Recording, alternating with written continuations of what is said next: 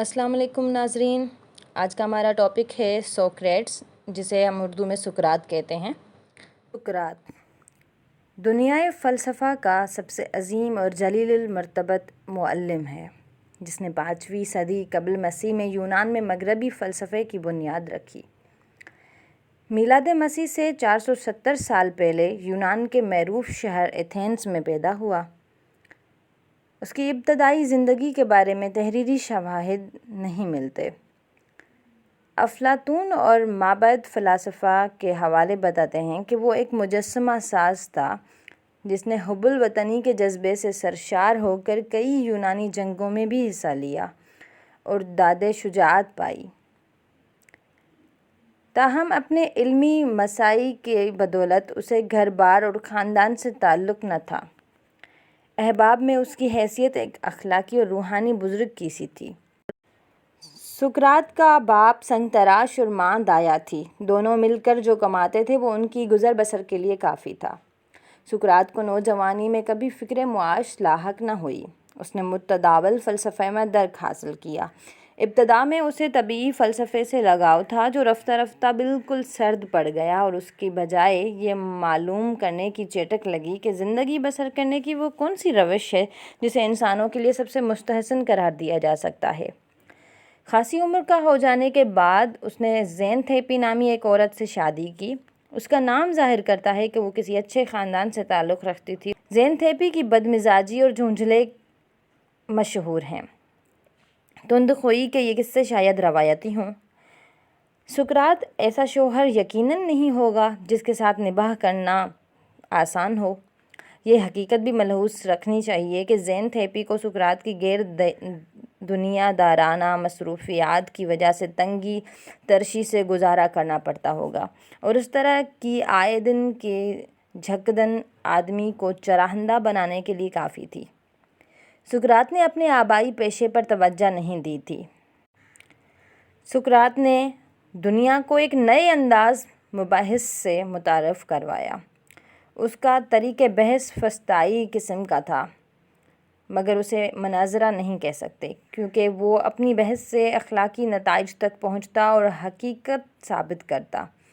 वो पे दर पे सवाल करता और फिर दूसरों पर उनके दलाइल के तज़ादात अयां करता और यूँ मसाइल की तह तक पहुँचकर मंतकी और मुदल्लिल जवाब सामने लाता। मसलन सच्चाई क्या है, अदल क्या है, इंसाफ क्या है, वग़ैरह वग़ैरह। सुकरात की ज़िंदगी के बारे में कोई ज़्यादा मवाद मुयस्सर नहीं।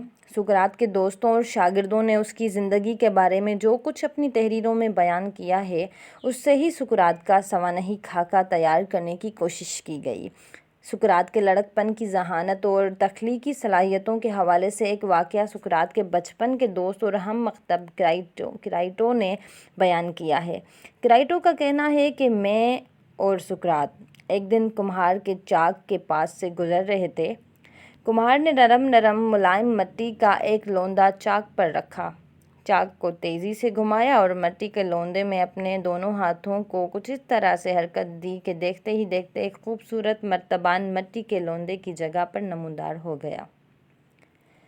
सुकरात ने कहा, अभी तो चाक पर मिट्टी का लोंदा था, ये खूबसूरत मर्तबान आखिर कहाँ से आ गया?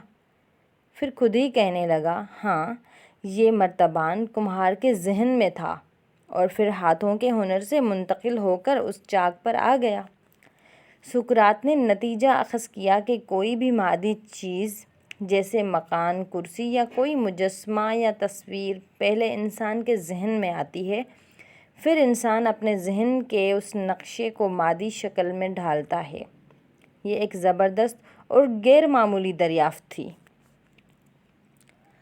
सुकरात ने हुनर, फ़न और तख्लीक के बारे में जान लिया था।